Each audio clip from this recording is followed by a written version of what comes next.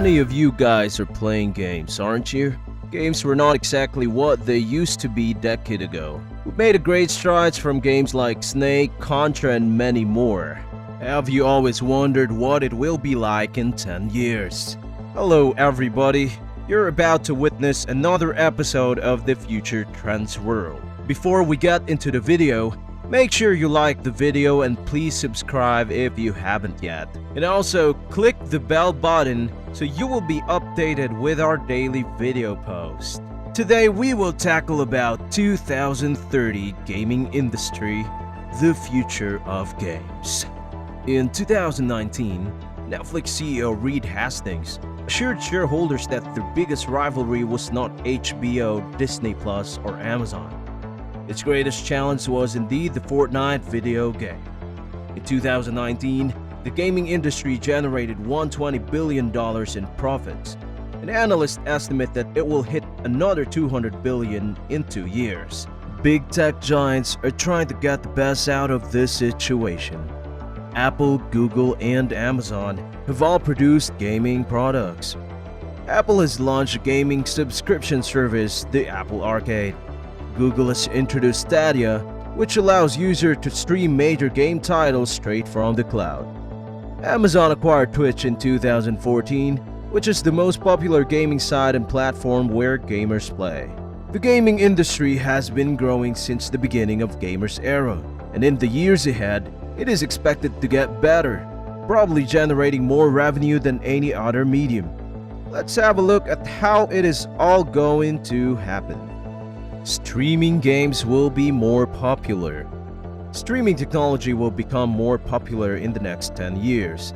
As internet infrastructure is moving ahead, it's going to be a popular place to buy a game and instantly start playing it via streaming. We're still going to download games for a certain time to come. And also the best experience by 2030 will always be on a standalone console or PC. The greatest breakthrough in gaming technology is upon us. That is cloud gaming. It helps us not to get tied to the hardware you've got in your home. You can take advantage of your gaming experience wherever you are in the world. It's just going to set up the doors to almost everyone.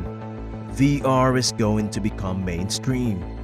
In the next 10 years, VR virtual reality could be more dominant technology in gaming. The VR is the way forward here. Games would be similar, but virtual reality is going to be much more popular aspect even in non-VR games. Right now, there are no factors other than technical difficulties for VR games not being included in many categories such as strategy games or platform. By 2030, we should certainly expect game graphics to equal the best CG movies we've seen. There are some great and interesting VR games out there today. However, they need an initial investment in hardware and are also very solitary. These factors also build an entry barrier for mass audiences. Combining the AR with the VR, we may see a significant technological disruption in AR, VR, or deep learning. Someone might come up with a wearable that people will enjoy. There will be headphones or sci-fi contact lenses that are as universal as cell phones are now, and there will be games for those. Mixed reality will obviously make its mark within the next few years. This is going to be the next move, not just for gaming. We will move away the mouse and keyboard as the main input devices for PCs, and the outcomes of this would be significant and far-reaching. Also, it is likely that the graphics processing will begin to migrate even more to the cloud, which will continually make gaming even more portable than ever before. Mobile games and cloud will have a massive impact. Our mobile devices have changed a lot over the last few years. By 2030, we can be confident that phones will be much more powerful than your 2020 computer. Whatever you think of the future, it's hard to disregard the fact that there will be potentially billions of players who may never have a PC or console and will only play on their mobile phones. This is a wonderful move in how games should be made and how we are concerned about the gaming community's future. The promise of cloud-based gaming is immense. There are numbers of companies that are seeking to win this portion of the market. The wars of console may be over. The console wars will most likely be over in the next 10 years. The walls between the walled gardens platform are already tearing down. Cloud gaming is going to be known as the norm. Technology is going to keep pushing forward in the next 10 years. We are going to have a cloud service battle instead. By 2030, video games might become basic media that you can enjoy in any media player you own. I think we're already experiencing this pattern, but it's going to take a long time for large businesses to find out what they're going to do with it. Home hardware may disappear. With the emergence of gigabits and faster internet speeds, local PCs and consoles will go away in the coming years. Home technology could transform to an ultra-high-resolution portable displays and specialized input devices, and all content arrives from the cloud with limited latency. We could still see game consoles that are commonly used to play portable and touchscreen applications, or those that involving specific controls. Still, large consoles can be more integrated with some other home technologies. Games can transcend the underlying prejudice that some titles are only available to particular mainstream on the grounds of hardware possession. We are going to provide a more unified environment for gaming. Hardware is going to be even more united. Mobiles, handhelds, computers are going to be very close and interchangeable. The cell phones will act as a console and a handheld. It can already work, but the procedure involved can be frustrating. We've always switched from physical format like CDs to digital distribution. In 2030, we're not going to have to think on what gaming platform we're on. This would make room for a wider, more unified future audience for any game, and I'm sure it will be a really competitive environment. This would put heavy focus on ensuring that developers produce the most persuasive and creative content. AI technology will ever improve gaming. We might see a narrative game that takes advantage of conversational AI and is capable of convincingly making long conversation with NPCs if deep learning continues to progress. This tech has just started to make its appearance. The plot twist and destinations are preset at the point that where we are now.